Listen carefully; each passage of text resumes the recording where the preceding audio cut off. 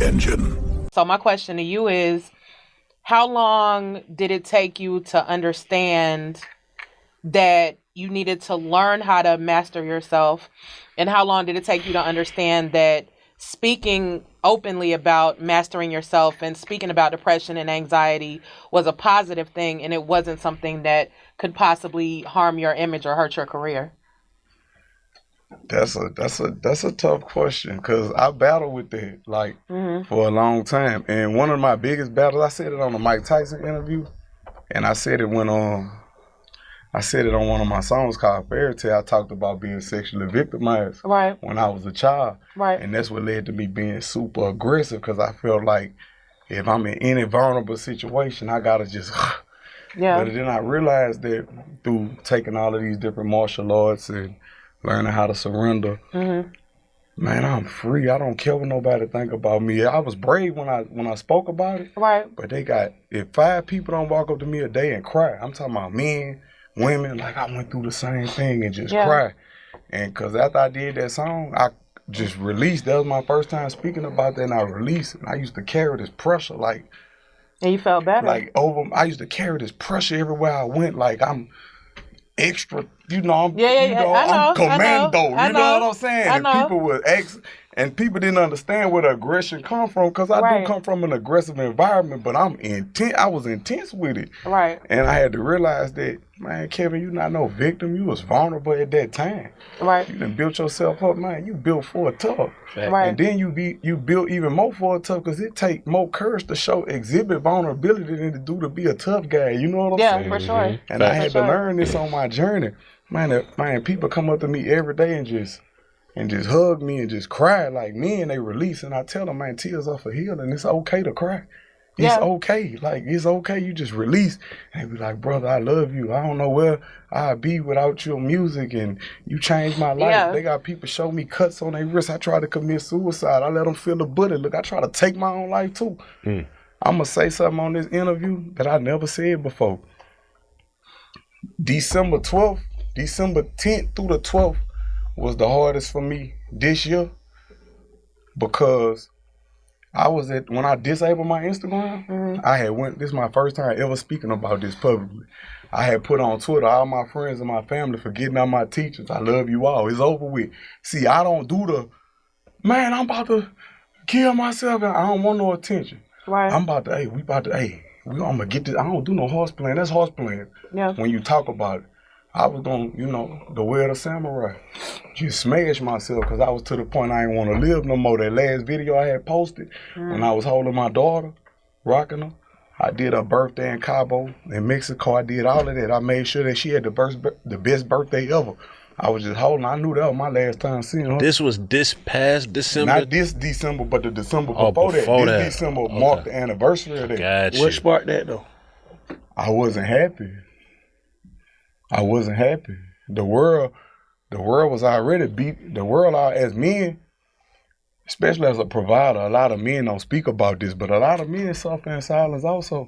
Right. When you a provider, and you a real provider, but you already unhappy, and you not feeling like you being celebrated in a proper manner. You feel like you only being tolerated. Like a lot of people be like, why certain men don't go home? Like when I was in the streets, I used to hate going home because I feel like it's cool, but I ain't welcome there. Because it don't feel embracing when I go home. It's like, y'all act like this is what I'm supposed to be doing. Facts. And a lot of men suffer from that and not knowing that it's okay to have your man cave. You have to go in your solitude and have your time for yourself in order for you to release. Because we so busy being tough and harboring all these resentment and emotions and all the shit we deal with, you know what I'm saying, to where it's just that pressure was on top of my head. I was like, man, I quit. I was at the gym. I was at the gym.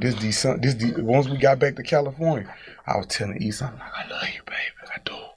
I made up for every birthday. That was the last post I made. Then I had disconnected my Instagram. That was my last tweet I made. That's crazy I'm even speaking about this. I don't even know why. God must have put it on my heart. So then after that, I went to the gym and I worked out good and I put all my jewelry on. I don't even wear jewelry. I just do that for mine. He like jewelry. I don't even care for that. Yeah. But I put all my jewelry on. I had a raw letter that I wrote. about everything, you know. I was just saying I don't regret nobody I ever stepped on. Yeah. You know, if I did it to you, your mom ain't raised you right. You know, that just was, I just wrote everything. I wrote about how, you know, how I've been in love before, you know, how I had my heart broke, how the first woman to ever break my heart was my mother. You know, I wrote about that, you know. The only woman that ever loved me was my grandmother. I wrote everything down. So then after I did that, I had a raw letter. I went in the gym, worked out, took a shower, put all my jewelry on. I said, yeah. I looked at myself in the mirror. I said, hey, Dick. I be saying Dick a lot because my grandfather called me that. That's my like my nickname. So when you hear people say Dick, but anyway, long story short, I looked in the mirror. I say Dick, hey, it's time to stand on that business. Ain't no more talking. So I was like, yeah, let's go get it done. Show you how God worked through people. I'm walking out the gym. White boy walked up on me, you know, kind of big. I see him in there like, he said, can I approach you? You know when you about to do something gangster, but you be trying to be calm and smiling? You know, that's me. Like, I kind of laugh through my pain and joke when I'm hurting, when I'm dying on the inside. So dude walked up on me. He like, man, your music the only thing make this crazy world make sense. I was like, man, the world's a cruel place, man. Trust me, I know. I'm laughing, but I know what I'm about to go do. You know what you about to go do, yeah. So he was like, man, I was worried about you because you had disconnected your Instagram and your Twitter. Like the world needs you because, man, it's like your music done kept me from committing suicide so many times. I say, listen, I swear to God, right now, I'm about to go push my shit out. Right now. I say, you the only one I'm telling. Man, you know what that dude did? He cried and he grabbed me. He say, if you do that, so many people gonna take their own life because you all we got. That's what he told me. That's wild. He said, your music is the only thing that make this crazy world make sense. He cried. And you know what I told him? Let's show you how God worked through people because God know I don't bluff. Yeah. So God know, like when I was in jail, like can't do that. People ask me in jail, like, man, why you always tell God you gonna do better? Cause I'm thugging. I'm gonna do better. Like I can't lie to God. I pray before I have sex. Like women be like, why you do this? I mean, God I already know he the reason my dick even getting hard. For to throw this bitch in your stomach. You know what I'm saying? So I like to keep it real, you know, with myself. I'm not gonna lie to myself. I'm not gonna lie to God. So I ain't trying to be holy or nothing like that, but I just come up real spiritual. Like I'm gonna talk to my creator. So anyway, long story short, dude hugged me and I said, you know what? I guess I'll stick around a while, you know? I'm still just playing. But I'm like, you know what? I guess thinking about it. Like, I guess I'll stick around a while, you know? That's what I'm telling you. That's when I do my little proper voice when I'm being sarcastic. You know, that's my way. That's a coping mechanism for me. I make a joke. Like, I make a joke through, like, when I was on lockdown, you know, and they'll bring me the food. I'll be like, oh, room service. You know, I just, you know, it's me making a joke to deal with my discomfort. You know what I'm saying? Right. So to kind of lighten the mood a little bit. You the one got me out my bed. I can't believe I'm on here talking about this. This shit going on. I gotta get my money. I don't care because this may help somebody. Yeah, we don't give a fuck. It's gonna help a lot of people. Like, yeah, this may help somebody. If I only help one person with my story, with everything I've been through, then I've served my purpose.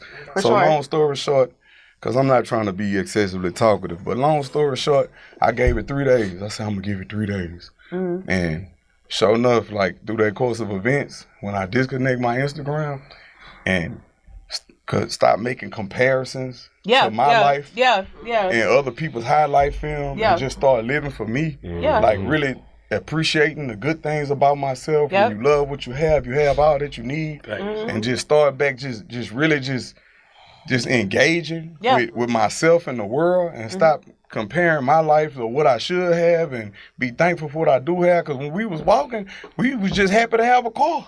Now we want a Rolls Royce. You know what I'm saying? Yeah, that's how that shit You know, you was just happy to have a car. Now you just, man, dude, I want what dude with homie got. My homie probably can't pay the lease on it. He probably crying when he drive off. He make it look good. But it just, we don't know. We compare ourselves to other people. And you never know what's going on under the surface. So, and that's what really had just shook me all the way back. I didn't want to go to Puerto Rico because I got, you know, for everybody that know, it's deeply rooted there. So I ended up going to Puerto Rico and was like, Man, my grandmother's spirit everywhere. I ain't gotta, like her spirit with me everywhere I go. She proud of me.